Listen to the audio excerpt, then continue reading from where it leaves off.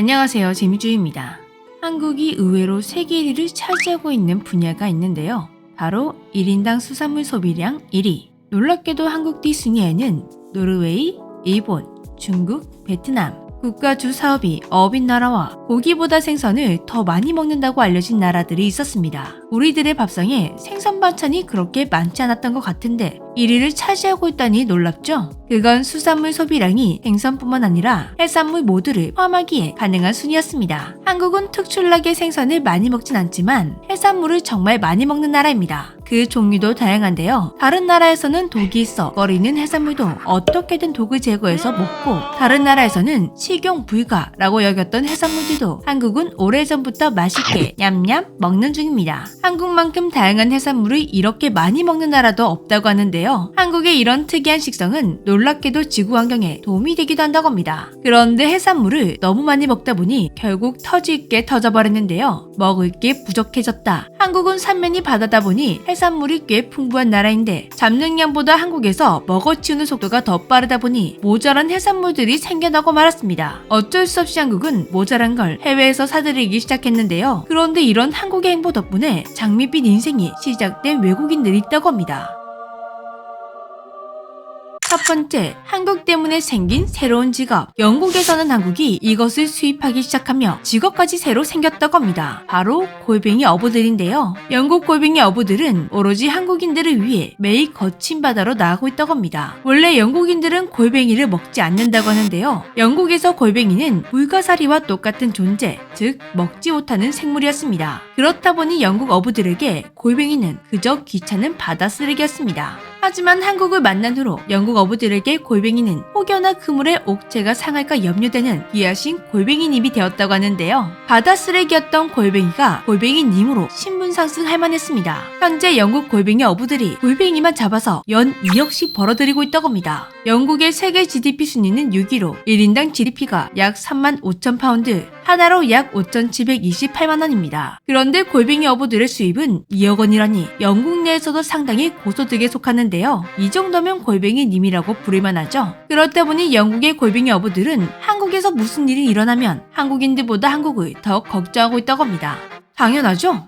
아무리 잘 잡히면 뭐하나요? 한국이 없으면 골뱅이는 다시 쓰레기입니다. 영국은 20년차 골뱅이 어부도 골뱅이를 먹지 않을 정도로 여전히 팔리지 않고 있다고 합니다. 영국에서 잡히는 골뱅이 중 내수되는 건 단 1%뿐 한국으로 90%가 수출되고 있다고 합니다. 두 번째, 바다 악마를 테마해준 한국. 페루와 칠레 등 남미의 동태평양 해역에는 최대 크기 2m에 몸무게가 45kg 정도로 자라는 대형 어종이 살고 있습니다. 엄청난 치악력으로 바다 생물을 닥치는 대로 씹어먹고 심지어 사람도 공격하는 포악성 때문에 바다의 악마라고 불리는 생물인데요. 남미 바다의 폭군, 바다 악마의 정체는 바로 훔볼트 오징어입니다. 훔볼트 오징어는 남미 바다에 많이 서식하지만 정작 현지인들은 흐물한 식감을 좋아하지 않다 보니 훔볼트 오징어를 식재료로 선호하지 않았다고 하는데요. 이렇게 현지에서 먹지 않다 보니 훔볼트 오징어의 개체수는 계속해서 증가했고 오징어들이 활개를 치고 다니면서 고급 어종의 씨가 마르는 문제가 발생하기 시작했습니다. 어업이 주요 먹거리 사업인 남미 국가들 사이에서 훔볼트 오징어는 최대 골칫거리로 떠올랐는데요. 한편 한국도 곤란한 상황에 처하게 되었습니다. 한국인이 가장 많이 먹는 해산물 1위 오징어 공급이 수요에 비해 너무 부족하다는 것이었죠. 모자란 오징어를 공수하기 위해 해외 시장을 물색하던 우리 한국의 눈에 싸지만 크기는 왕따시만한 훔볼트 오징어가 들어왔습니다. 생소한 오징어지만 먹어보니 맛도 나쁘지 않았는데요. 그렇게 한국은 남미 국가에서 훔볼트 오징어를 수입하기 시작했고 바다의 붉은 악마라 불리던 훔볼트는 한국인들의 반찬이 되었습니다. 한국은 현재 훔볼트 오징어 수입 세계 1위입니다. 남미 국가들이 잡는 훔볼트 오징어의 3분의 1 이상이 한국으로 오고 있는데요. 천덕꾸러기도 해결해주고 심지어 돈까지 벌게 해주니 한국 덕분에 살고 있다는 말이 절로 나올만하죠. 그런데 지금 이 이야기를 듣고 계시는 분들 중 훔볼트 오징어? 그게 뭐지? 먹어본 적 없는 것 같은데? 의문을 가지시는 분들이 계실 텐데요. 여러분은 분명 훔볼트 오징어를 먹어보았습니다. 한국에서는 이 훔볼트 오징어를 이렇게 부르는데요. 가문어 먹어보셨죠?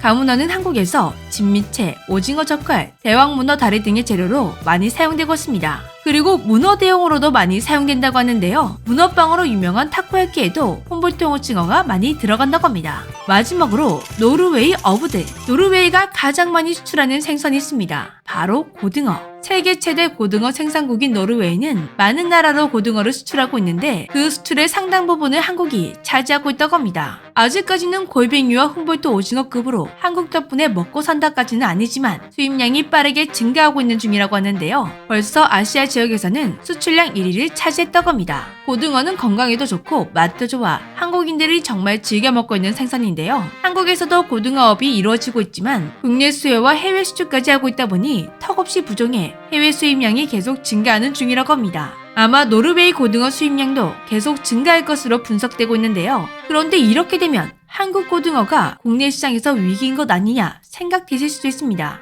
이런 걱정이 무색하게도 국내 고등어는 일본 오염수 방류 이슈 덕분에 수출이 대박났다고 합니다.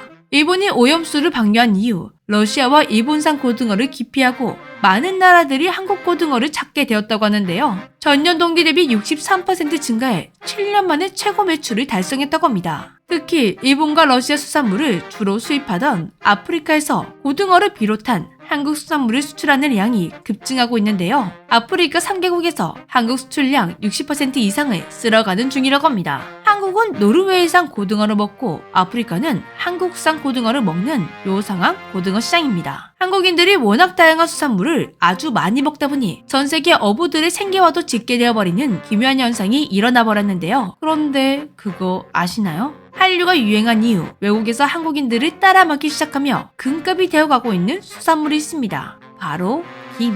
안 그래도 김을 생산하는 국가는 한국, 일본, 중국 세 나라뿐인데 그 중에서도 우리 한국 김만 유독 찾다 보니 한국 김의 가격만 쭉쭉 오르는 중입니다. 설상가상 김은 재배 환경이 바다로 한정되어 있고 그것마저 바다 환경에 따라 줄었다 늘었다 하니 가격 안정화를 시키기가 쉽지 않다고 합니다. 하지만 다행히도 한국에서는 바다라는 한정된 공간을 벗어나 땅에서 김을 양식하는 기술이 개발되었다고 하는데요. 풀무원에서는 대형 수조에서 물김을 재배하는 육상 김 양식 기술을 개발했고 지난해부터 풀무원 계열 비건 레스토랑에서 판매를 시작했다고 합니다. 2027년까지 마른 김과 스낵을 출시하는 것이 목표라고 하는데요. 김은 세계가 주목하는 식품인 만큼 이 기술이 상용화된다면 많은 나라에서 관심을 가질 것 같습니다. 꼭 상용화되어 김값을 지켜주었으면 좋겠네요. 지금까지 재미쥐였습니다. 안녕.